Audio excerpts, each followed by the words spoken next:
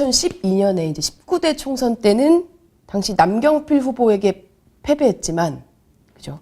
득표율 차이 5%, 치열한 접전으로 강한 인상을 남기신 분입니다. 이후 4년 동안 지역 바닥 표심을 끌어모아서 수원시 갑을 병정무 무려 5개 지역구를 여당이 석권하는데 1등 공신이 되셨다고. 네, 맞습니다. 예. 경기 수원시 병지역 김영진 더불어민주당 의원입니다. 안녕하십니까? 안녕하세요. 김영진입니다.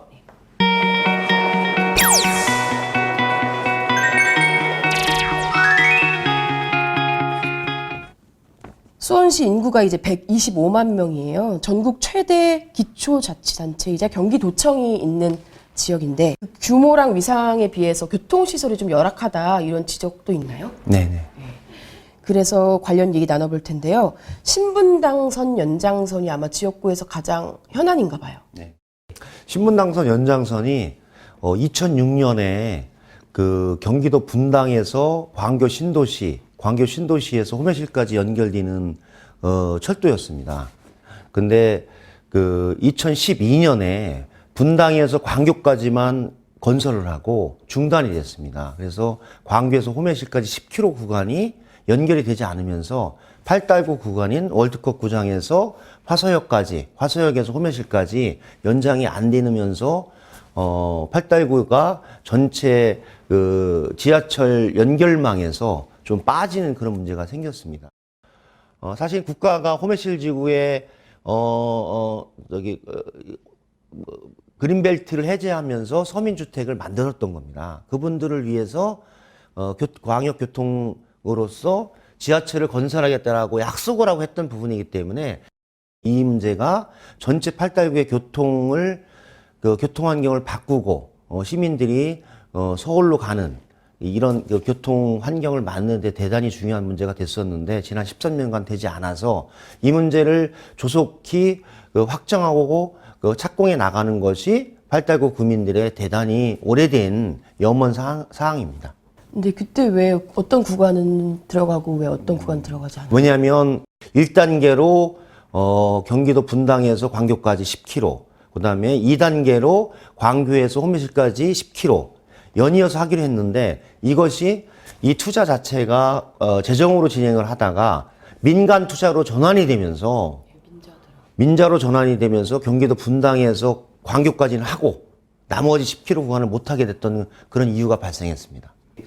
현재 상태는 어디까지? 그래서 현재는 광교 신도시 주민들과 호매실에 있는 주민들이 광역 교통 개선 부담금으로 돈을 전체 사업비 8천억 중에 5천억을 낸 사업이라서 사실 3천억 정도 재정이 들어가는 사업인데도 진행하지 못했던 주민들이 광역교통 개선 부담금을 많이 낸 상황에서 진행되지 않는 것은 정말 문제가 있다. 그래서 사업이 필요하다는 얘기를 했고 그래서 올해부터 처음으로 기재부에서 예비 타당성 조사가 필요하다.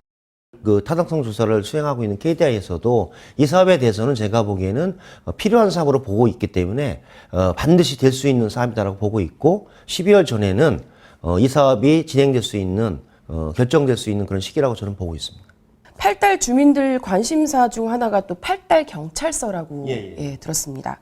이 요구가 이제 과거 오원춘 사건 2012년. 때문에 비롯됐다고 들었는데 토지 보상 문제 때문에 이게 개원이 지연될 거라고. 다른 경찰서는 신도시가 생기면서 경찰서 부지가 그냥 비어있는 땅에 뭐 3,000평, 5,000평이 들어가면서 경찰서가 만들어지는데 팔달 경찰서는 구도심의 치안을 위해서 만들어진 경찰서이기 때문에 기존 오래된 주거 시설을 수용을 해서 만드는 방식으로 경찰서가 만들어집니다. 그러니까 과거 방식보다는 엄청나게 시간이 좀 많이 걸리는 거죠.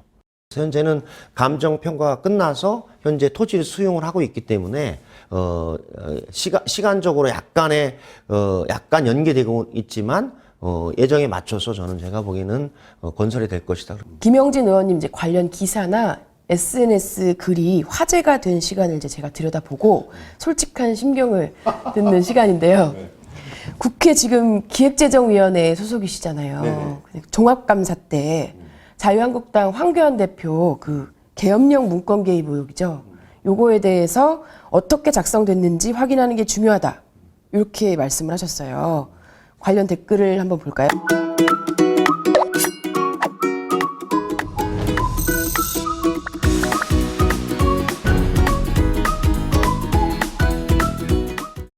영당에서 조국 전 법무부 장관을 옹호할 때 구체적인 증거를 갖고 의혹 제기를 해라.